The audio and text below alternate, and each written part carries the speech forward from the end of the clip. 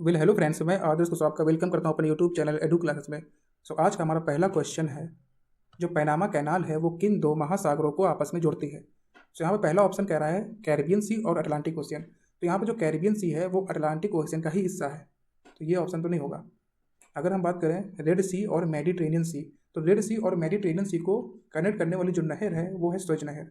Suez canal जो है वो रेड सी को मेडिटेरेनियन सी से कनेक्ट करती है, जोड़ती है, ठीक। और यहाँ बाल्टिक सी और नॉर्थ सी को जोड़ने वाली जो कैनाल है वो है कील, KIEL। कील नहर है जो कि बाल्टिक सी को नॉर्थ सी से जोड़ती है। यहाँ पर पनामा कैनाल की बात की गई है। पनामा कैनाल जो है सेंट्रल अमेरिका के कंट्री पनामा में बनी है।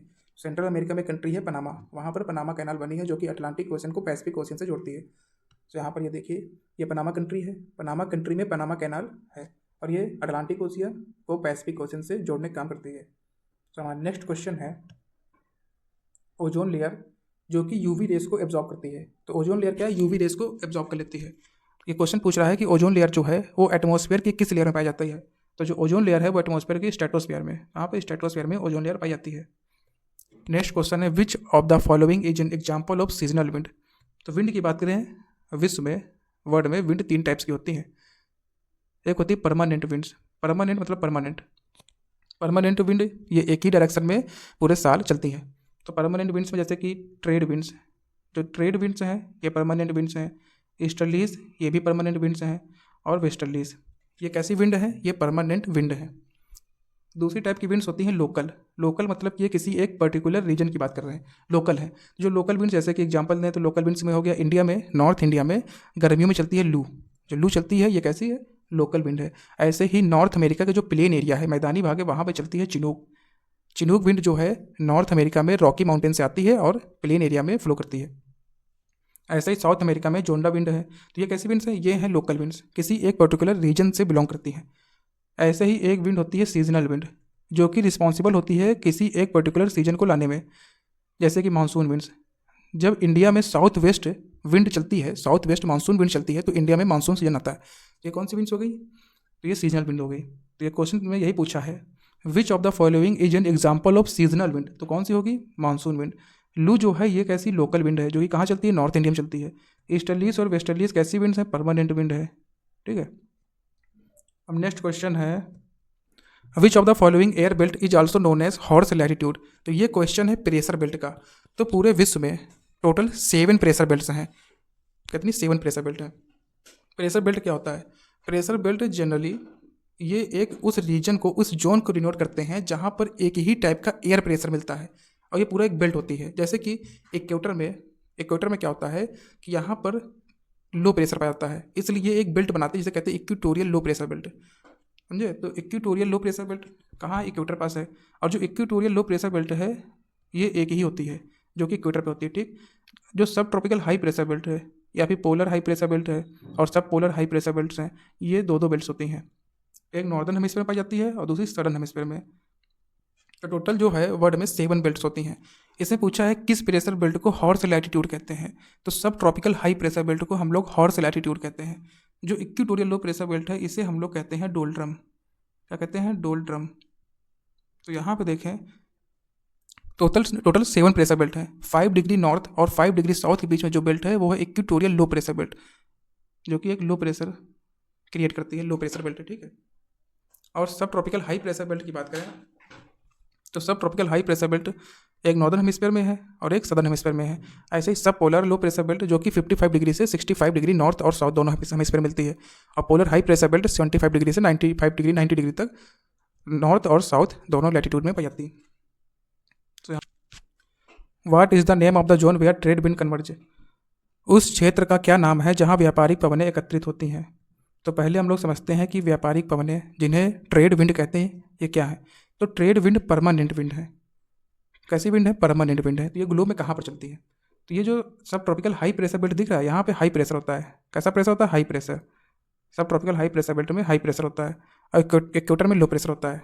जो विंड की डायरेक्शन यहाँ पे होगी हाई प्रेशर से लो प्रेशर की ओर। कैसे होगी, हाई प्रेशर से लो प्रेशर की ओर। तो विंड को आइडियली ऐसे चलना चाहिए, हाई प्रेशर से लो प्रेशर।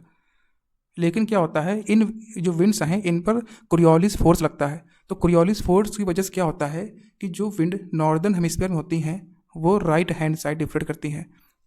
तो कोरियोलिस फोर्स की वजह से नॉर्थ हेमिस्फीयर में जो हवाएं होंगी वो राइट हैंड साइड डिफ्लेक्ट करेंगी, और सदर्न हेमिस्फीयर में क्या होगा कि यही विंड कोरियोलिस फोर्स की वजह से लेफ्ट हैंड साइड डिफ्लेक्ट करेंगी। सो विंड कुछ ऐसा चलेंगी। तो इन्हीं विंड को हम लोग ट्रेड विंड कहते हैं। क्या कहते हैं? Trade wind.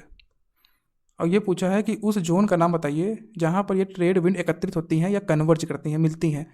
तो उस जोन को हम लोग कहते हैं ITCZ, inter tropical convergence zone. Inter tropical convergence zone, जैसे कि यहाँ पर दिखाते हैं, ये जोन बनना है ITCZ, inter tropical convergence zone. ये कौन सा जोन है? जहाँ पर ट्रेड विंड आपस में कन्वर्ज कर रही हैं। तो यही क्वेश्चन पूछ रहा था, इंटर ट्रॉपिकल कन्वर्जेंस जोन। अब नेक्स्ट क्वेश्चन देखते हैं। कह रहा है identify a type off season that is not a part of the 4 seasons of India. उस ऋतु का प्रकार की पहचान करें जो भारत की 4 ऋतुओं का हिस्सा नहीं है। तो इंडिया में 4 टाइप के सीजन होते हैं, गर्मियाँ, सर्दियाँ। जैसे समर सीजन तो होता है इंडिया में, समर सीजन होता है hot weather season. Winter season होता है इंडिया में, ठीक, गर्मी होती है, सर्दी होती है। जो गर्मियों में, जो समर्स में जो रेनफॉल होती है वो होती है साउथ वेस्ट मानसून जैसे। तो उस सीजन को हम लोग कहते हैं साउथ वेस्ट मानसून सीजन। जो समर्स में रेनफॉल हो रही है वो साउथ वेस्ट मानसून की वजह से हो रही है, इसलिए उस सीजन को हम लोग साउथ वेस्ट मानसून सीजन कहते हैं।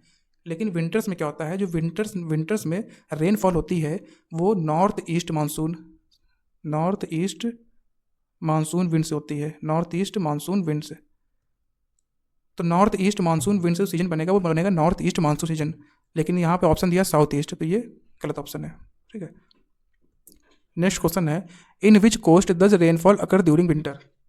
तो अभी हम लोग देखा तो समर्स में जो रेनफॉल होती है, समर टाइम जो रेनफॉल होती है इंडिया में वो होती है साउथ वेस्ट मानसून की वजह से, साउथ वेस्ट मानसून की वजह से। लेकिन जो विंटर्स में रेन होगी वो होगी नॉर्थ ईस्ट मानसून की वजह से। अब जो मानसून आता है वो नॉर्थ ईस्ट डायरेक्शन से आता है। समर में जो मानसून आता है वो साउथ वेस्ट डायरेक्शन से आता है, विंटर्स में आता है नॉर्थ ईस्ट डायरेक्शन से। तो यहाँ पर देखते हैं इंडिया के मैप में, तो यहाँ विंटर्स में क्या होता है, इमेजिन करो कि ये विंटर है। तो विंटर में क्या होगा, जो लैंड का पोर्सन है इंडिया का, जो नॉर्थ इंडिया का जो लैंड का पोर्सन है, सो लैंड क्या होता है, टेम्परेचर जो लैंड में होता है तो ये ठंडा बहुत जल्दी होता है और गर्म भी बहुत जल्दी होता है। तो विंटर्स में जो लैंड है वो कैसा होगा, कोल्ड होगा। तो विंटर्स में जो लैंड है कैसा होगा, कोल्ड होगा। तो इसकी वजह से जो यहाँ पर हवाएं भी होंगी, जैसे कि ये एक सेकेंड, नॉर्थ इंडिया है, यहाँ पर टेम्परेचर काफ़ी कम होगा, तो सरफेस का टेम्परेचर कम है तो सरफेस के ऊपर जो एयर है उसका भी टेम्परेचर कम होगा। तो जो टेम्परेचर कम होगा एयर का, तो जो हवाएं होंगी वो भारी होंगी तो वो नीचे बैठेंगी, तो जिसकी वजह से कैसा प्रेशर बनेगा, तो यहाँ पे नॉर्थ इंडिया में हाई प्रेशर बनेगा। लेकिन यही इक्वेटर के पास, मान लो यहाँ नीचे इक्वेटर है, इक्वेटर के पास क्या होता है कि यहाँ पर टेम्परेचर अच्छा होता है, तापमान अच्छा होता है। तो यहाँ पर क्या होता है, टेम्परेचर अच्छा है तो जो एयर है, यहाँ की एयर गर्म होती है और गर्म हवा हमेशा ऊपर की ओर उठती है, तो इसलिए यहाँ पर प्रेशर बनेगा लो प्रेशर। कैसा बनेगा, लो प्रेशर। तो यहाँ पर जो विंड चलनी चाहिए वो हाई प्रेशर से लो प्रेशर की ओर ऐसे चलनी चाहिए। लेकिन कोरियोलिस फोर्स की वजह से क्या होता है, कोरियोलिस फोर्स क्या होता है, नॉर्दर्न हेमिस्फीयर में जो विंड होती है वो राइट हैंड साइड डिफ्लेक्ट करती हैं। तो हाई प्रेशर से लो प्रेशर जो विंड है वो ऐसे चलेंगी। ये विंटर्स की बात कर रहा हूँ, सर्दियों में। तो यहाँ पे देखें तो इन्हीं विंड को हम लोग कहते हैं नॉर्थ ईस्ट मानसून विंड।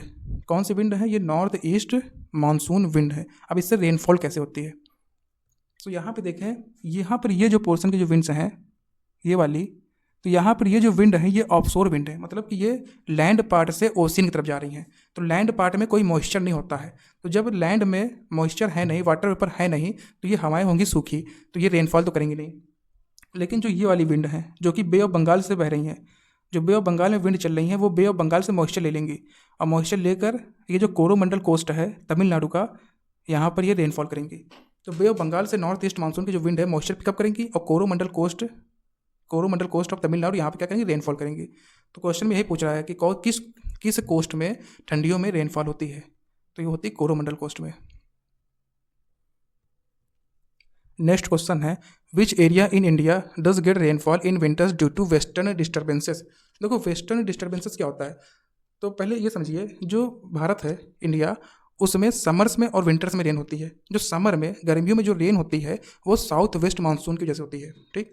और विंटर्स में जो रेन होती है वो 2 तरीके से होती है, एक होती है नॉर्थ ईस्ट मानसून विंड्स, जो अभी हम लोग देखा, ये है नॉर्थ ईस्ट मानसून विंड से रेनफॉल, ठीक है।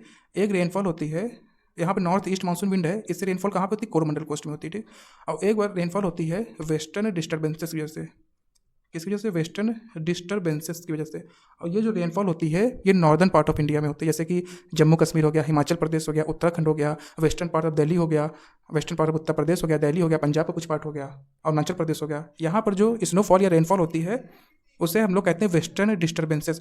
इसे डिस्टर्बेंसेस इसलिए कहते हैं क्योंकि नॉर्थ इंडिया में विंटर्स में स्टेबल कंडीशन होता है, रेनफॉल नहीं होता है, लेकिन ये जो कंडीशन है इसकी वजह से डिस्टर्बेंसेस होता है, इसलिए इसे डिस्टर्बेंसेस कहते हैं। ये कहाँ पर होता है? कश्मीर वैली, जम्मू कश्मीर। तो यहाँ पे देखिए कैसे होता है ये।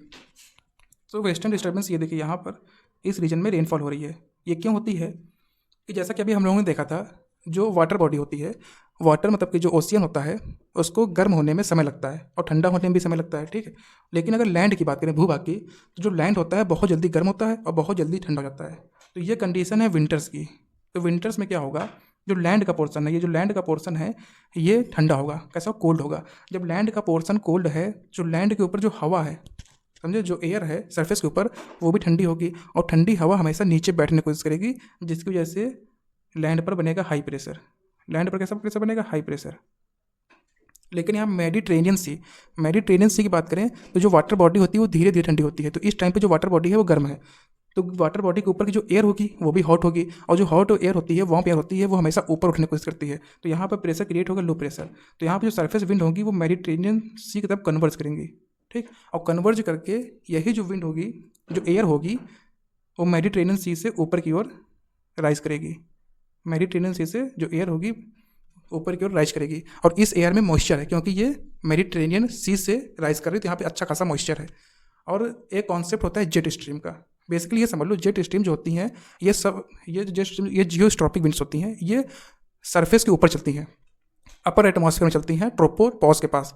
तो ये जो विंड्स हैं ये जेट स्ट्रीम है, ये अपर एटमॉस्फेयर में चलती हैं विंड, इन्हें जियोस्ट्रॉपिक विंड कहते हैं। इनकी डायरेक्शन वेस्ट से ईस्ट की ओर होती है, ठीक है, जेट स्ट्रीम। तो यहाँ पर क्या होता है कि यही जो मेडिटेरेनियन सी से जो मॉइस्चर ऊपर जा रहा है वार्म एयर के थ्रू, ये जेट स्ट्रीम कैप्चर कर लेती है, और जेट स्ट्रीम के साथ ये मॉइस्चर चलाता है इंडिया में।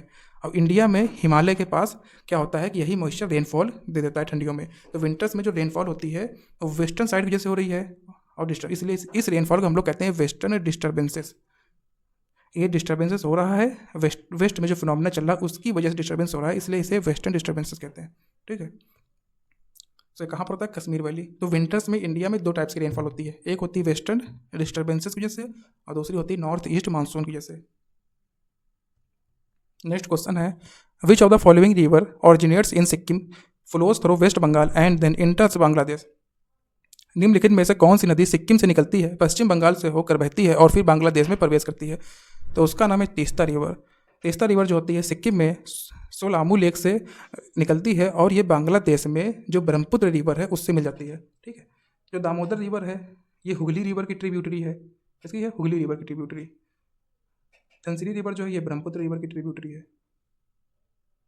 तो अब नेक्स्ट क्वेश्चन देखते हैं।